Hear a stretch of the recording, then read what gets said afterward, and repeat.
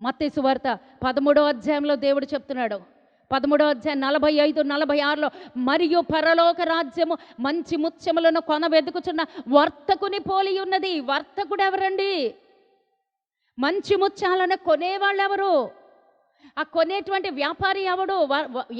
ఎవరు వర్తకుడు? ఎవరు? యేసయ్యమ్మ. నిన్ను కొనేది ఎవరు? నిన్ను కొనాలని చూస్తున్నది, నువ్వు కావాలని కోరుకునే వాళ్ళు ఎవరు? ఈ లోకంలో ఎవడో వాడు కాదు, మన యేసయ్య, మన రక్షకుడు, మన కొరకు ప్రాణం పెట్టినవాడు మంచి ముత్యాలని కొనాలనుకుంటున్నాడు. మంచి ముత్యాలను కొన వెతుకుచున్న వర్తకుని పోలి ఉన్నది. అతడు అమూల్యమైన ఒక ముత్యమును కనుగొని, భీకర ధ్వనిగల పాడైన ఎడారిలో నిన్ను కనుగొని, ద్వితీయోపదేశకాండ 33వ అధ్యాయంలో ఉంటుంది. భీకరి ఎడారిలో, పాడైనటువంటి ఎడారిలో నిన్ను కనుగొని, నిన్ను పలకరించి, నిన్ను పరామర్శించి, నా కనుగుడ్డుగా నిన్ను చేసుకుంటున్నాను. ఆ పాడైనటువంటి ఎడారిలో ఉన్నటువంటి మనల్ని కనుగొన్నాడు దేవుడు. ఈ రోజున మనల్ని ఎలా కనుగొనాలని చూస్తున్నాడు తెలుసా? ఒక మంచి ముత్యముగా,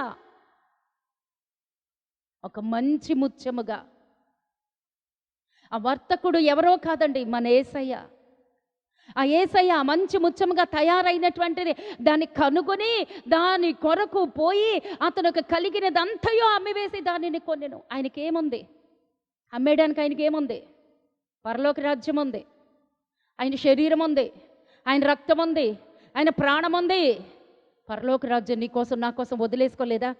నువ్వు మంచి ముత్యమని నిన్ను నన్ను వెతుక్కుంటా, నువ్వు నేను మంచి ముత్యం అనుకుని మనల్ని రక్షించుకోవటానికి, మనల్ని కనుగొని, మనల్ని సంపాదించుకోవటానికి పరలోక రాజ్యం వదిలేశాడు ఆయన. పరలోక రాజ్యం వదిలేసి మన కొరకు సమస్తాన్ని వదిలేసుకుని, రక్తము కార్చి, కన్నీరు కార్చి, ప్రాణం పెట్టి మనల్ని కొన్నాడండి. ఈ రోజున ఒక మంచి ముత్యముగా మనల్ని ఉండాలని తయారు చేయటానికి మనల్ని కొన్నాడు. ఆ ముత్యం ఎక్కడుందో తెలుసండి? ఆల్చిప్పలో భద్రపరచబడి ఉన్నది. ఆల్చిప్ప దేనికి సాదృశ్యమో తెలుసా అండి? సంఘం. ఆల్చిప్ప సంఘానికి సాదృశ్యం అండి. వర్తకుడు యేసయ్యకి సాదృశ్యం. ముత్యం నువ్వు నేనే. నువ్వెక్కడ తయారవుతావు ముత్యంగా?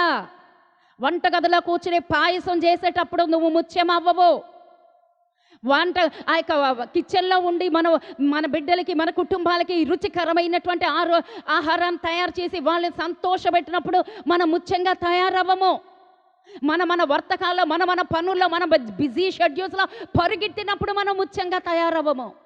ఆల్చిప్పలోనికి వెళ్ళినప్పుడు, ఆ ఆల్చిప్పలోనికి వెళ్ళినప్పుడు, ఆల్చిప్పలో భద్రపరచబడినప్పుడు, ఆ ఇసుక రేణువు నువ్వు నేనే. ఆ ఇసుక రేణువుగా మొదటి మన జన్మస్థానం, మన జన్మస్థలం అదే. ఒకప్పుడు ఇసుక రేణువుగా ఉన్నవారమే, కానీ ఆ ఇసుక రేణువు గాయపరిచిన వారమే, దేవుని గాయాలు రేపిన వారమే. అనేక సార్లు దేవుడికి అవమానకరంగా తలదించుకునే స్థితిలో కూడా మనం ఉన్నవారమే. అనేక సార్లు, అనేక పర్యాయములు బాధ, వేదన, ఆ ఆల్చిప్పలో ఆ యొక్క ఇసుక రేణువు దూరినప్పుడు, ఆ ఇరుక్కుపోయినప్పుడు, ఆ ఇసుక రేణువు దానిలో సున్నితమైనటువంటి ఆ శరీరంలోనికి వెళ్ళిపోయినప్పుడు ఎంత బాధ అండి. ఆ బాధలన్నీ సహించి యేసయ్య మన బాధలన్నీ సహిస్తున్నాడు.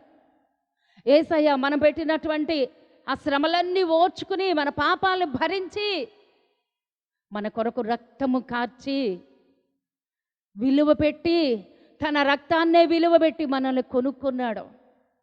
ఆ ఆల్చిప్పలో నుంచి వస్తున్నటువంటి కొన్ని స్రావాలు విడుదలవుతున్నాయి కదా, ఆ స్రావాలు దేనికి సాదృశ్యమో తెలుసండి? రక్తము. యేసయ్య రక్తము మన కొరకు కార్చాడు. యేసయ్య రక్తం మన కొరకు కార్చబడి ఉన్నది. ఆ రక్తములో, ఆ స్రావములో మన పాపములన్నీ కడగబడతాయి. ఎఫెసీ పత్రిక, యోహాను పత్రిక, అన్ని పత్రికలో, పేతురు పత్రిక, అమూల్యమైన ముత్యం అంటున్నాడు పేతురైతే. నీ కొరకు తన రక్తము కార్చి నిన్ను కొని ఉన్నాడు. నువ్వు ఒక అమూల్యమైన ముత్యము. పేతురు గారు అంటారండి, ఎఫెసీ పత్రికలో ఉంది, యోహాను పత్రిక 1:7లో ఉంది. ఆయన రక్తములో కొనబడినవాడు, ఆయన రక్తములో కడగబడిన వారు, ఆయన రక్తం విలువ పెట్టి విలువ లేని మనల్ని. ఇసుక రేణువుకి ఏమన్నా విలువ ఉందమ్మా? ఇసుక రేణువుకి ఏమన్నా అర్హత ఉందా? ఇసుక రేణువుకి ఒక గుర్తింపు ఏమన్నా ఉంది? ఏ గుర్తింపు లేదు. అది మనమే, మన జీవితమే. మనల్ని రక్షించాలని చెప్పి దేవుడు మన కొరకు ఏం చేస్తున్నాడు? మన మీద ఆ స్రావాలు విడుదల చేస్తున్నాడు. ఆ కాల్చిప్ప స్రావాలు విడుదల చేసినట్లుగా మనల్ని రక్షించాలని ఇసుక రేణువుగా అనేక మందికి గాయపరిచే రీతిలో, లేదా దేవుడికి బాధ పెట్టే స్థితిలో ఉన్న దేవుడు ఏం చేస్తున్నాడు? అవన్నీ ఓర్చుకుని సహించి భరించి మన మీద ఆయన రక్తాన్ని ప్రోక్షీకరించి మనల్ని అమూల్యమైన ముత్యముగా పొదుగుతున్నాడండి. దేవుడికి స్తోత్రం. అవన్నీ ఎక్కడ జరుగుతున్నాయి? ఆల్చిప్పలో. ఆల్చిప్ప దేనికి సాదృశ్యం అన్నాం? ఆల్చిప్ప దేనికి సాదృశ్యం అంటే సంఘం. మనము ఎప్పుడు ఒక అమూల్యమైన ముత్యముగా తయారవుతామంటే సంఘములోనే. ఎవరమైనా సరే సంఘములోనే ఆ విడుదల చేస్తున్నటువంటి స్రావాలు. మనం పాపములో ఉన్నప్పుడు, అవిధేయతలో ఉన్నప్పుడు ఆయన రక్తం మరలా మన మీద ప్రవహించి, ఆ రక్తములో శుద్ధీకరించి, ఆ రక్తం మన మీద ప్రోక్షీకరించి, ఆ రక్తములో దేవుడు మరలా నిన్ను కడిగి పరిశుద్ధపరచటానికి ఆయన రక్తం ఇంకనో ప్రవహిస్తూనే ఉందండి. ఒకవేళ నువ్వు బలహీనంగా ఉన్నావా? ఒకవేళ నువ్వు బలహీనమైనటువంటి స్థితిలో ఏదన్నా ఉంటే ఆ పరిశుద్ధాత్మను పంపించి ఒక అగ్ని కడమగా నిన్ను మార్చటానికి దేవుడు ఎంచుకున్నాడు. ఎక్కడ? ఆల్చిప్పలోనే. ఈ సంఘర్షణ అంతా ఎక్కడ జరుగుతుందండి? ఈ సంఘర్షణ అంతా ఎక్కడ? ఆల్చిప్పలో జరుగుతుంది. ఇప్పుడు దేవుడు ఏం మాట్లాడుతున్నాడు? ఇప్పుడు నువ్వైనా, నేనైనా, మనమైనా, ఎవరమైనా కొలతలేదు. అందరం ఎక్కడ తర్ఫీదు పొందుతామంటే సంఘం. ఎక్కడమ్మా? సంఘంలోనే. మన మార్పు ఎక్కడొస్తుంది? సంఘంలోనే. మనకి రూపం ఎక్కడొస్తుంది? సంఘంలోనే. మనం ఎక్కడ తయారవుతాం? సంఘంలోనే. మన జీవిత పరిమాణం ఎక్కడ మారుతుంది? మన కొలత ఎక్కడ మారుతుంది? మన రూపం ఎక్కడ మారుతుంది? సంఘములో. ఏదో వాక్యం ఉంది, బైబిల్ ఉంది, లేకపోతే ఆన్లైన్లో ప్రేయర్లు ఉన్నాయి, లేకపోతే టీవీలో మెసేజ్లు వచ్చేస్తున్నాయి, నేను తయారవుతా కాదు. అది శుద్ధ దండగా. ఎప్పుడు అంటే ఇక్కడ తయారైనాక అది నెమర వేసుకోవటం, అది నెమర వేయటం. దానిలో కూడా బలం ఉంటుంది. కానీ అదే అనుకున్నామా పడిపోతాం. అలాగే అనుకుంటే దేవుడు అలాగే అందించేవాడు. విశ్రాంతి దినాన మీరందరూ ఒక సంఘముగా కూడండి అని ఎందుకు చెప్పాడు దేవుడు? ఒక సంఘం దేవుడికి కావాలి, ఒక స్థలం దేవుడికి కావాలి. ఆ రోజున యేసయ్య పుట్టడానికి స్థలమే లేదు. ఆ రోజున ఎవరు ఇవ్వలేదమ్మా. ఆయన పుట్టుచున్నప్పుడు, ఆ ప్రసవ వేదన తల్లి పడుతున్నప్పుడు ఎవరు కనికరించడం కూడా కనికరించలేదు. వెళ్ళి పశువుల పాకలో. ఈరోజు అటువంటి స్థితి లేదు. ఎక్కడ చూసినా మందిరాలే. ఆ గ్రహింపు వచ్చింది కాబట్టి హృదయంలో అందరూ చేర్చుకున్నారు, దేవుడి కొరకు సమర్పించుకుంటున్నారు. దేవుడి కొరకు సిద్ధపడడానికి ఎందుకని ఇన్ని మందిరాలు ఎందుకు, ఇంత వాక్యాలు ఎందుకు, ఇన్నిసార్లు ఇన్ని వాక్యాలు, ఇన్నిసార్లు కూడికలు ఎందుకు అంటే రాకడ దగ్గరైపోతుంది. ఈరోజు ఏం నేర్చుకుని బయటకు వెళ్తున్నావు? ఈరోజు దేవుడు నీతో ఏం మాట్లాడు? నేనే చెప్పేస్తాను. ఈరోజు ఏం మాట్లాడుతున్నాడు? నువ్వు ఒక శిష్యురాలుగా ఉండాలి, నువ్వు ఒక శిష్యుడిగా ఉండాలి, ఆయన్ని నువ్వు వెంబడించాలి. ఆయన దేవుడు నిన్నేమని కోరుకుంటున్నాడో కంటే ఒక మంచి ముత్యము, ఒక మంచి ముత్యమును పోలినటువంటి జీవితము నువ్వు కలిగి ఉండాలి. ఆ మంచి ముత్యముగా ఉన్నప్పుడు దాని పుట్టుక ముందుగా ఎలాగో ఉంది? ఇసుక రేణువు. అర్హత లేదు, విలువ లేదు, ఏమాత్రము విలువ లేనిది, గుర్తింపు లేనిది.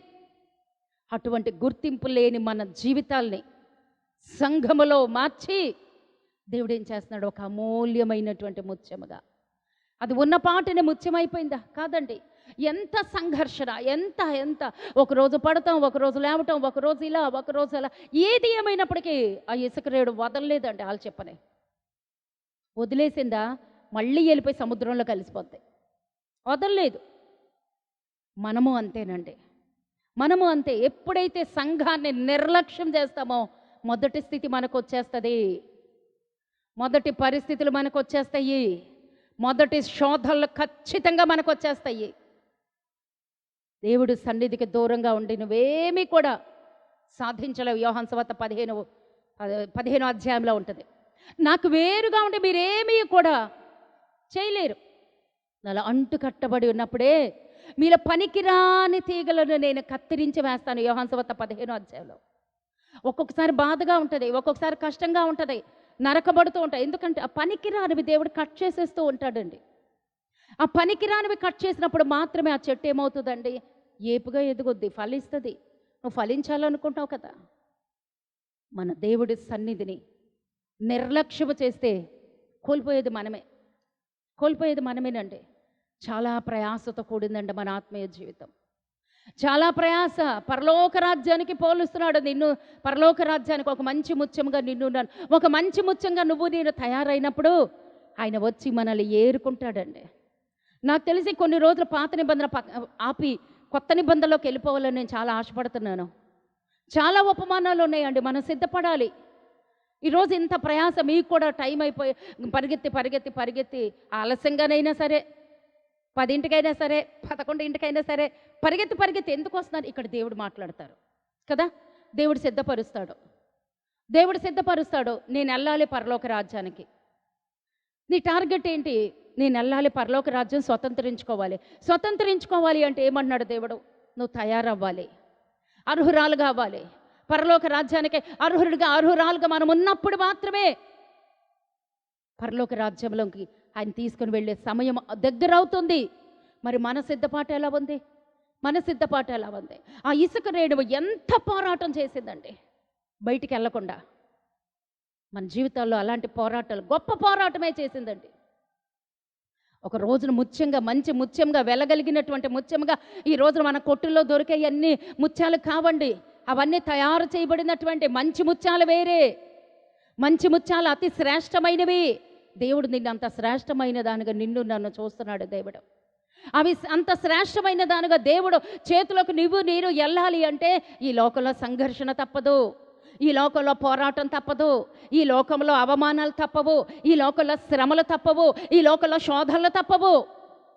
అవన్నీ జయించినప్పుడు మాత్రమే దేవుడు నన్ను అంగీకరిస్తాడు.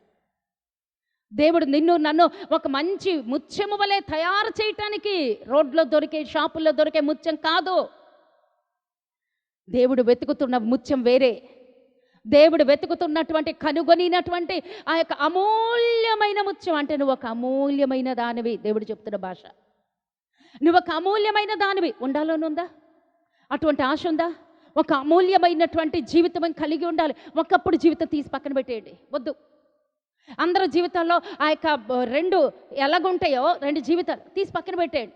ఒకప్పుడు అన్యురాలుగా ఉన్నావు, ఒకప్పుడు సినిమాలు చూసి, ఒకప్పుడు ఇక షికార్లు చేసి, ఒకప్పుడు సీరియల్ చూసి, ఒకప్పుడు లోకానుసారంగా అటువంటి వాళ్ళే దేవుడు ఎంచుకుని బయటకు తీసుకొచ్చేసాడండి. అటువంటి వారిని దేవుడు ప్రత్యేకించుకున్నాడు. రోజున ఒక ప్రత్యేకించబడిన స్థితి అది ఉండాలి అంటే నువ్వేం చేయాలి? గొప్ప పోరాటం ద్వారా వెళ్ళాలి. దేవుడి దగ్గరికి ఎలా వెళ్ళాలి? గొప్ప పోరాటమే. పోరాటం లేకుండా ఏది మనం స్వతంత్రించుకోలేము. మన జీవితంలో పోరాటం ఉంటుంది. మన జీవితంలో ఎన్నో సమస్యలు ఉంటాయి, శోధనలు ఉంటాయి. ఆగిపోవడానికి వీల్లేదు, ఆగద్దు. ఇసుక రేణువు ఆగలేదండి. పోరాటం, నిత్యము పోరాటమే. నేను యూట్యూబ్లో ఆల్చిప్పలు ఓపెన్ చేయటము, దానిలోంచి ముత్యాలు తీయడం నేను చాలాసార్లు చూస్తుంటానండి. దానిలో నుంచి ఒక జిగురు లాంటి పదార్థం వస్తుంది. తీస్తున్న కొద్దీ ఆల్చిప్పలు వాళ్ళ చాక్తో ఇలా ఓపెన్ చేసి దాన్ని ఇలా గట్టిగా నొక్కుతుంటే ముత్యాలు బయటకు వస్తాయండి. నేను చూస్తుంటే ఆ చేయి పెట్టడానికి ఒక చిరాగ్గా ఉంటుంది. జిగురులాంటి పదార్థం వస్తుంది, అదే స్రావాలు. అదే విడుదల చేస్తున్న ఆ స్రావంలోనే, ఆ విడుదల చేయబడినటువంటి ఆ స్రావాల్లోనే ఇది ఇసుక రేణువు మారిపోతుంది. మనం మందిరంలో అడుగు పెట్టినప్పుడు ఇసుక రేణువులమే. మందిరంలో అడుగు పెట్టినప్పుడు దేవుడి లోకములో నుంచి బయటకు పిలవబడినప్పుడు వ్యర్థతే మనలో. అనేకమైనటువంటి వ్యర్థమైన ఆలోచనలు, వ్యర్థమైన జీవితం, వ్యర్థమైన మాటలు. ఎంతకాలం ఇంకా నేను అలాగే ఉంటాను అని అంటే ఒకానొక రోజున విడవబడతావు. దేవుడు మనల్ని విడవక ముందే మనమే ఈ లోకాన్ని వదిలేసామనుకోండి, మనమే ఈ లోకాన్ని విడిచిపెట్టేసామనుకోండి, అమూల్యమైన మంచి ముత్యంగా తయారైపోతావు నువ్వు నేను. దేవుడు మనల్ని విడిచిపెట్టకుండా ఉండాలంటే మనమే లోకాన్ని విడిచిపెట్టేయాలండి. అటువంటి స్థితి, అటువంటి జీవితం, అటువంటి పరిస్థితి, అటువంటి రూపం నీలో నుంచి రావాలి దేవుడు కోరుకుంటున్నాడు. నీలో నుంచి చూస్తున్నాడు. ఇంకా ఎలా ఉన్నావు? ఇసుకలాగున్నావా? మంచి ముత్యంలాగున్నావా? ఇసుకలాగుంటే గాయమే, దేవుడికి గాయమే, మరలా గాయాలు రాపటమే, మరలా పరిస్థితులు మారడమే, మనలో ఏమాత్రము మార్పు లేకపోతే గాయపరచటమే, ఇబ్బంది కలిగించటమే. మార్పు కలిగిన జీవితాలు కావాలండి. మార్పు లేని జీవితము ఇసుక రేణువే. ఈరోజు మనం మంచి ముత్యంలాగా ఉన్నామా? ఆల్చిప్పలో పడినటువంటి ఇసుక రేణువులాగా ఉన్నామా? ఆ ఇసుక రేణువు దేనికి పనికిరాదండి. మంచి ముత్యంగా తయారైతే, మంచి ముత్యంగా అది బయటకు వస్తున్నప్పుడు ఆ సంఘర్షణలన్నీ ఎదుర్కొని, ఆ పోరాటాలన్నీ ఎదుర్కొని, అది శ్రమపడిన పిమ్మట, అది మంచి ముత్యంగా మారిన పిమ్మట అది బయటకు వచ్చినప్పుడు దాని పరిస్థితి ఎలా ఉంది? అది బయటికి మంచి ముత్యంగా బయటకు వచ్చినప్పుడు దాని జీవితం ఎలా ఉంది? అక్కడే అనేకమైనటువంటి కోటాను కోట్ల ఇసుక రేణువులు ఉన్నాయి. దాని బంధువులు కావచ్చు, అంతే కదా, ఇసుకలో నుంచి వచ్చిన రేణువే కదా. అవి దాని బంధువులు కావచ్చు, దాని స్నేహితులు కావచ్చు, దాని యొక్క కుటుంబస్తులు కావచ్చు, మరొకరు కావచ్చు. ఆల్చిప్పలో నుంచి ఈ ఇసుక రూపాంతరత చెందింది. ఈ ఇసుక కణం రూపాంతరత చెంది ఆణిముత్యములాగా, ఒక మంచి ముత్యములాగా బయటకు వస్తున్నప్పుడు అక్కడున్న కోటాను కోట్ల ఇసుక రేణువులు దాన్ని గుర్తుపడతాయా? ఏమ్మా, దాన్ని గుర్తుపడతాయా? గుర్తుపట్టలేవు. అత ఇసుక రేణువు మాలో నుంచి వెళ్ళిన ప్రత్యేకించబడినటువంటి మా బంధువే, మా స్నేహితుడే, ఒకప్పుడు మాతో కలిసి ఉన్నవాడే, మాతో కలిసి ఉన్నదే, మాతో సహచర్యం చేసినదే, మాతో సంగత్యము చేసినదే, మా దగ్గర కూర్చుని మాట్లాడినదే, ఈ రోజున తన అనేటువంటి స్థితిలో మనం ఉన్నామా? అలా ఉండాలి. ఎవరు గుర్తుపట్టలేనటువంటి స్థితిలో ఉండాలి. మనల్ని తలెత్తి చూడాలండి. బతికితే అలా బతకాలి, లేతే లేదు. తలెత్తి చూడాలండి. మనల్ని చూడాలి అంటే చాలా సంఘర్షణలు, చాలా పోరాటాలు, చాలా గొప్ప అనుభవించి తీరాలి. అవన్నీ అనుభవించిన పిమ్మట ఆ ముత్యముగా, అమూల్యమైన ముత్యముగా అదే ఆల్చిప్పలో నుంచి బయటకు వస్తున్నప్పుడు అక్కడే ఉన్న ఆ ఇసుక రేణువులు, దాని బంధువులు, దాని స్నేహితులు, దాని కుటుంబస్తులు ఎవ్వరూ దాన్ని గుర్తుపట్టలేని స్థితి అండి. అది ముత్యము అంటే అర్థం ఏంటో తెలుసండి? ప్రకాశమానమైనది. గట్టి చప్పట్లు కూడా దేవునికి స్తోత్రం చెల్లించండి. ఇంకా గట్టిగా. నీకు ఆ జీవితం ఇవ్వబోతున్నాడు దేవుడు. నిన్నలా మలచబోతున్నాడు దేవుడు. నీ మీద అలా ప్రకాశించబోతున్నాడు దేవుడు. నిన్ను తన ఆ కిరీటాల్లో పొదగబోతున్నాడు. ఎందుకు దేవుడు ఇంత గట్టిగా దేవుడు ఎందుకు చెప్తున్నాడు అంటే, ఆయన యొక్క ద్వారబంధములు ఎలా ఉన్నాయి తెలుసా? ముత్యములతో, రత్నములతో, వజ్ర వైఢూర్యాలతో, కెంపులతో ఆ యొక్క ద్వారబంధములు అలంకరించబడిని. అందుకు కొంటున్నాడు నిన్ను. 12 గుమ్మములు అక్కడ పరలోక పట్టణంలో ఉంటే, ఆ పట్టణంలో ఆ ముత్యములతో, రత్నములతో, వజ్ర వైఢూర్యాలతో అలంకరించటానికి నిన్నిక్కడ తయారు చేయుచున్నాడు. ఎక్కడ? సముద్రములో. ఎక్కడ? సముద్ర అడుగు భాగాన. ఆ సముద్రం అనేది ఏంటో తెలుసా? ప్రకటన గ్రంథం 17వ అధ్యాయంలో ఉంటుంది. ఆ సముద్రము లోకము, పాపము. అక్కడ ఉన్నటువంటి ఆ స్థితిలోనే అక్కడే నువ్వు తర్ఫీదవ్వాలి, తయారవ్వాలి, ముత్యముగా మారాలి. దాని మీద పొరలుగా కప్పబడాలి. ఆ యొక్క ఆల్చిప్ప ఎన్నిసార్లు అయితే దాని స్రావాన్ని విడుదల చేసిందో అన్ని పొరలతో కప్పబడుతుందండి. దేవుడికి స్తోత్ర. అంత అమూల్యమైన ముత్యముగా మార్చబడుతుంది. మన పాపములు, మన అవిధేయతలు ఎప్పుడు కూడా దేవుడి సన్నిధిలో కడగబడుతూ అలా కడుక్కుంటూ రోజుకి ఉన్నప్పుడు అది ఒకానొక రోజున మంచి ముత్యముగా బయటకు వచ్చినప్పుడు ఆ ముత్యం పేరేంటో తెలుసా? ముత్యము = పేరేంటో తెలుసా? ప్రకాశమానమైనది. నా జీవితం ఒకప్పుడు ఇసుక రేణువు, గుర్తింపు లేదు, అర్హత లేదు, విలువ లేదు.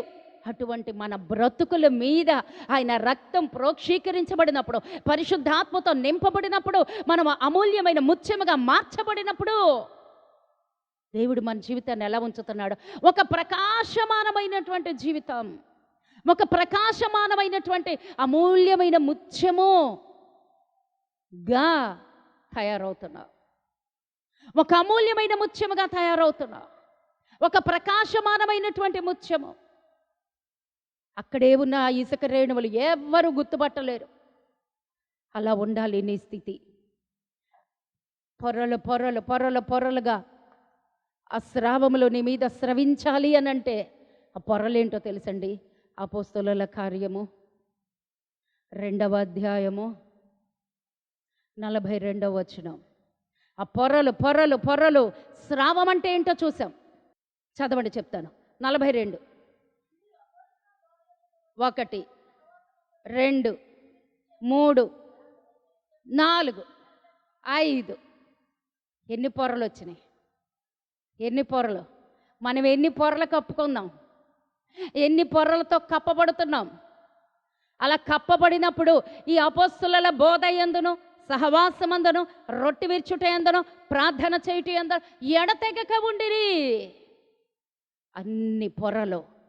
సహవాసమే కదా, బుధవారమే కదా, శుక్రవారమే కదా, ఆదివారం మాత్రమే నేను వచ్చేస్తాను. కొంతమంది ఉద్యోగాలు చేసేవాళ్ళు నేనేం చేయలేను.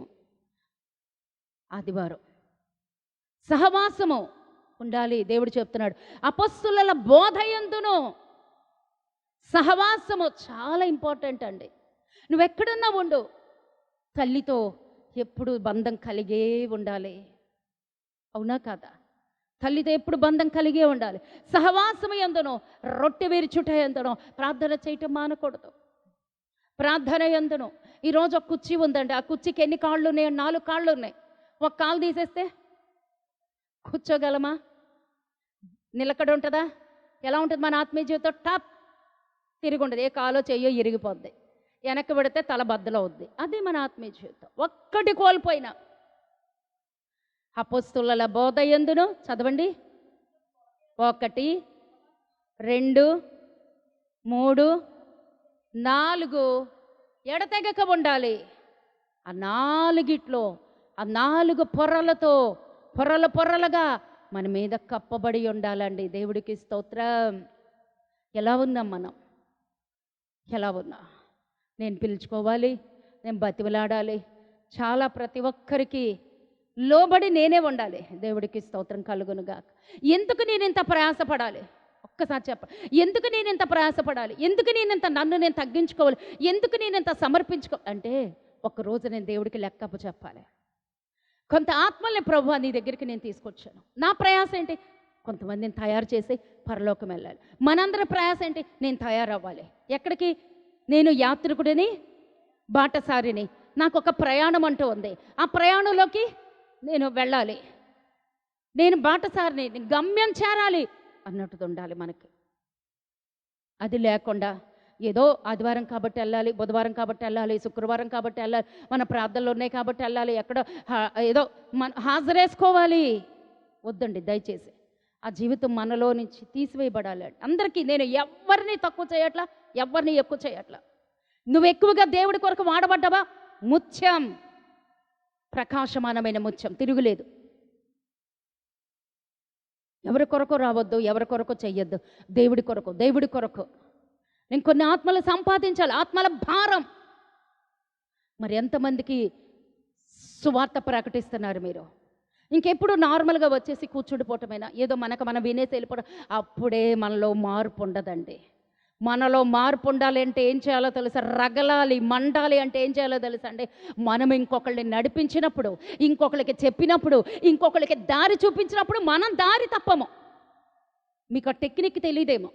మనం పడిపోకుండా ఉండాలి అంటే మనతో దేవుడు ఎప్పుడు కూడా మనతో నివాసం చేయాలంటే మనం ఏం చేయాలో తెలుసండి? కొంతమందికి మాదిరికరంగా ఉండాలి. ఎందుకంటే వాళ్ళకి చెప్పినప్పుడు మనం తప్పు చెయ్యం. చేస్తామా? చెయ్యం. అప్పుడు మనం కరెక్ట్గా ఉంటామండి. అప్పుడు మనం కరెక్ట్గా ఉంటాం. దేవుడు ఇక్కడ అడుగుతున్నాడు, ఒక అమూల్యమైన ముత్యముగా ఉంటే ఆయన కొనుక్కోటానికి కొన్నాడో లేదా? మనల్ని కొన్నాడు. తన రక్తం విలువ పెట్టాడు, తన ప్రాణం పెట్టాడు, శరీరం పెట్టాడు, పరలోక రాజ్యం విడిచొచ్చాడు. అన్నీ పెట్టి నిన్ను నన్ను దేవుడు కొనుక్కున్నాడండి. మరి ప్రకాశిస్తున్నామా? మనలో నుంచి వెలుగు వస్తుందా? ప్రకాశం వస్తుందా? ఇంకా ఇసుకలాగే ఉన్నామా? ఎలా ఉన్నాం? ఇంకా గుచ్చుతూనే ఉన్నామా? ఇంకా దేవుడి మనం తయారవ్వలేదు అనుకోండి, మనం ఇంకా పరిపూర్ణత చెందలేదు అనుకోండి, ఇసుకలాగే ఉన్నాం అనుకోండి, దేవుడికి భారమే. ఆ గాయాలు రేపటమే. ఆ లోపల ఉన్న ఆల్చిప్పలో ఉన్నటువంటి ఇసుక ఏం చేస్తుంది? గుచ్చుతూ గుచ్చుతూ ఉంటుంది. అది మనం తయారవ్వలేదు అనటానికి సాదృశ్యం. తయారైపోమనుకోండి, బయటకు వచ్చేసామనుకోండి, ప్రకాశిస్తూ ఉంటాం, మండుతూ ఉంటాం, అనేక మందికి వెలుగుకరంగా ఉంటాం, అనేక మందికి ఆశీర్వాదకరంగా ఉంటాం, దేవుడిని సంతోషపెడతా ఉంటాం. దేవుడు నిన్ను నన్ను చూసి తలెత్తుతాడు. అప్పుడు దేవుడు నిన్ను నన్ను చూసి నా ప్రయాస వృధా అవ్వలేదు, నా ప్రయాస వృధా అవ్వలేదు. ఒక కాడి ముత్యముగా, అమూల్యమైన ముత్యముగా బయటకు వచ్చిందని దేవుడు సంతోషిస్తాడు. ఈ రోజున మనం దేవుడిని సంతోషపెట్టే వారముగా ఉన్నామా, ఇసుక రేణువులాగా ఉన్నామా? ఒక్కసారి మనల్ని మనం పరీక్ష చేసుకుందాం. అమ్మా, నువ్వు ఉండటానికి వీల్లేదురా, నేను ఒప్పుకొని అలాగా, నాకు వద్దు అలా ఉంటే, నాకు వద్దు అలా ఉంటే, నేను పడే కష్టం వృధా, దేవుడు పడిన గాయాలు కూడా వృధా. లేదు, మనం అలా ఎవ్వరము కూడా పరలోక రాజ్యాన్ని కోల్పోవటానికి వీల్లేదు. ప్రయాసపడు. సంఘర్షణైనా, శోధనలైనా, ఏదైనా వ్యాధులైనా, నిందలైన, అవమానాలైనా రెడీ అయిపో, లేదా దూరం అయిపోతావు. దేవుడు ముందే చెప్పాడు. ఎలీషా గారు వెంబడించారు. 350 ఎకరాల భూస్వామి వదిలేసి వెంబడించాడు, ప్రకాశించాడండి. ఏలియా 6 అద్భుతాలు అయితే ఎలీషా గారు 12 అద్భుతాలు. ఎలీషా గారి దగ్గర తయారైన శిష్యుడు ఉన్నాడు, గెహాజీ గారు. వెండికి ఆశపడి, బంగారానికి ఆశపడి, డబ్బుకి ఆశపడి పరిగెత్తాడు పరిగెత్తాడు పరిగెత్తాడు. తన పరుగు మారిపోయింది, కోల్పోయాడు, మొత్తం కోల్పోయాడమ్మా. దీవెన కోల్పోయాడు, కుష్టి వ్యాధి వచ్చేసింది. అట్టి స్థితిలో ఎవరము ఉండకుండా ఉందుముగాక. ఆమేన్. ఎవరు అలా ఉండం, నేను చెప్తున్నాను, ఎవరు అలా ఉండం. అందరినీ తయారు చేస్తున్నాడు, అందరినీ ప్రకాశించేటువంటి అమూల్యమైన ముత్యముగా ఆయన రక్తం ఉంది. ఆయన రక్తం మన మీద ప్రసరిస్తుంది. ఆ స్రావాలు ఆ కాల్చెప్పి ఎలా విడుదల చేస్తుందో యేసయ్య ఏనాటి కానాడు దేవుడు స్రవింప చేస్తూ ఉన్నాడు. ఇప్పుడు లాస్ట్ ఫైనల్ 4 క్వశ్చన్స్. వర్తకుడు ఎవరు? అమ్మయ్య, అలా స్వరం వినిపించాలి, మా అమ్మాయి స్వరం వినిపించాలి అందరూ. ముత్యాలు కొనేటువంటి వర్తకుడు ఎవరు? యేసయ్య. మరి ముత్యం ఎవరు? అమ్మయ్య, ఇంకా డౌట్గా చెప్తారు, ఎందుకు? ధైర్యంగా చెప్పేయండి. ఆ ముత్యం ఎవరు? మనమే. ఆ తర్వాత ఆల్చిప్ప ఎవరు? సంఘం. హల్లెలూయా. మరి స్రవిస్తున్న స్రావాలేంటి? స్రవిస్తున్న ఆల్చిప్పలో స్రవిస్తున్నటువంటి స్రావాలేంటి? మళ్ళీ యేసయ్య అంటున్నారు. యేసయ్య రక్తము స్పష్టంగా చెప్పేయండి అమ్మ. డౌట్గా ఉందనుకో, మీకు ఆ డౌట్ మర్చిపోతారు వాక్యం. నేను ఎందుకు ఇన్ని 10 సార్లు చెప్పి మళ్ళీ మీతో చెప్పించి ఎందుకో తెలుసా? ఈరోజు పాఠం మీరు మర్చిపోకూడదు. ఈరోజు మీరు అమూల్యమైన ముత్యాలు, గట్టి చప్పట్లు కొట్టి దేవునికి స్తోత్రాలు చెల్లించదు. అమూల్యమైన ముత్యం, డౌట్ లేదు దీనిలో. అమూల్యమైన ముత్యమే. ఆయన రక్తం ప్రవహిస్తుంది నీ మీద, కడుగుతున్నాడు, ప్రోక్షీకరిస్తున్నాడు, నిన్ను ప్రకాశింపజేసేస్తున్నాడు. దేవుడికి స్తోత్రం. వచ్చేసా బయటికి, వస్తున్నావు అతి త్వరలో. నువ్వు బయటకు వచ్చినప్పుడు అదే ఇసుకలో అక్కడే ఉన్నటువంటి ఆల్చిప్ప సముద్ర అడుగు భాగాన ఉంది. ఆ ఇసుకల రేణువుల్లో ఏ రేణువు గుర్తు పట్టలేనటువంటి స్థితి నీకు నాకు ఇవ్వబోతున్నాడు దేవుడు. హల్లెలూయా. దాని మొదటి స్థితి ఇసుక రేణువే కావచ్చు. అది గొప్ప సంఘర్షణలో లోపల జరిగినటువంటి ఆ స్రావాలు విడుదల చేయబడినప్పుడు దాని జీవితం మార్చుకుంది, దాని పోలిక మార్చుకుంది, దాని గుణ లక్షణాలు మార్చుకుంది. ఆ సంఘర్షణలో దాని జీవితం మారిపోయి దేవుడికి అప్పగించుకుంది, ఆ యొక్క స్రావాలకు అప్పగించుకుంది. చివరికి ముత్యంగా ఉంది. ముత్యంగా బయటకు వస్తుంటే అక్కడ ఉన్న ఇసుక రేణువులు గుర్తుపట్టట్లేదు, బంధువులు గుర్తుపట్టట్లేదు, స్నేహితులు గుర్తుపట్టట్లేదు, అక్కడ ఉన్నటువంటి వారు ఎవరు గుర్తుపట్టట్లేదు. అదే ఈరోజు దేవుడు నీకు ఇచ్చేటువంటి బహుమానం. అలా నిన్ను దీవించబోతున్నాడు. అటువంటి అమూల్యమైన జీవితం నీకు ఇస్తున్నందుకు కళ్ళు మూసుకుని దేవునికి స్తోత్రాలు చెల్లించుదాం. హల్లెలూయా. చేతుల పైకి ఒక్కసారి అందరం స్తోత్రాలు చెల్లించుదాం. అమూల్యమైన జీవితం ఇస్తున్నాడు, ఒక అమూల్యమైన దానవు నీవు అంటున్నాడు దేవుడు. కాబట్టి అందరము కూడా ప్రార్థన చేసుకుని దేవుడికి అప్పగించుకుందాం. వాక్యం దేవుడు దీవించునుగాక.